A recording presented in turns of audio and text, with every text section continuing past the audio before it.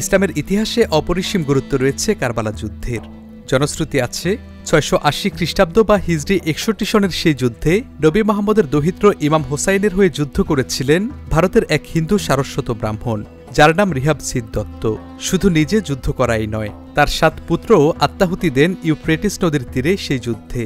আজ শত শত বছর পরেও ইমাম হোসাইনের প্রতি শ্রদ্ধা আর কৃতজ্ঞতা পাশে বাঁধা পড়ে আছেন রিহাবসিদ দত্তের সেই উত্তরসূরিরা, যে কারণে তারা নিজেদের ধর্ম না পাল্টালেও শিয়া ইসলামের অনেক রীতিনীতি, বিশেষ করে মহরম মাসে আশুরা পালন করে চলেছেন আজও।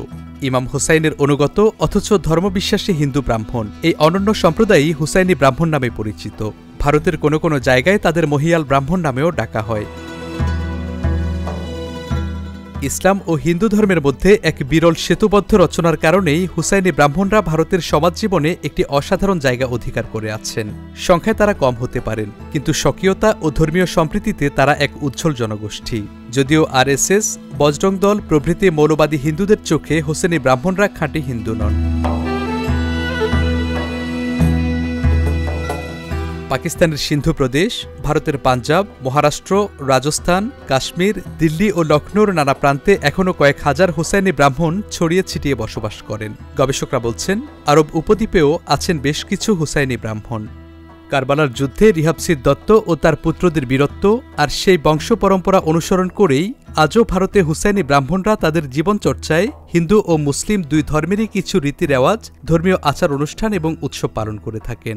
সে ধারাবাহিকতায় এবছরের আশুরা পালনে মহরমের তাজিয়াতেও যোগ দিয়েছেন অনেকে।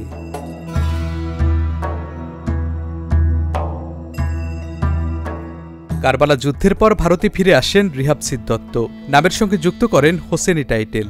এই সময়কালের প্রায় ৫০০ দত্ত ব্রাহ্মণ তাদের পূর্ব ইতিহাসের অংশ হিসেবে ইমাম হোসেনের নামে হোসেন অংশটি নিজেদের উপাধি করে নেন। একই সঙ্গে নিজেদের হোসেনি ব্রাহ্মণ নামে পরিচয় দিতে শুরু করেন। এখনও হোসেনি ব্রাহ্মণ পরিবারের ছেলেদের মাথা মুন্ডনের সময় ইমাম হোসেনের নাম উচ্চারণ করা হয় এবং বিবাহ অনুষ্ঠানে ইমাম হোসেনের স্মরণে হালুয়া রান্না করে বিতরণ করা হয়। হোসেনি ব্রাহ্মণদের গলায় একটি চিহ্ন দেখা যায়। এই চিহ্নটি খুবই ছোট আকারের হয়। তারা মনে করেন কারবালার ত্যাগের অন্যতম প্রমাণ হল এই চিহ্ন। পরিবারের যে কোনো উৎসবে প্রথমে ঈশ্বর, তারপর ইমাম হোসেনকে স্মরণ করে তারা কাজ শুরু করেন।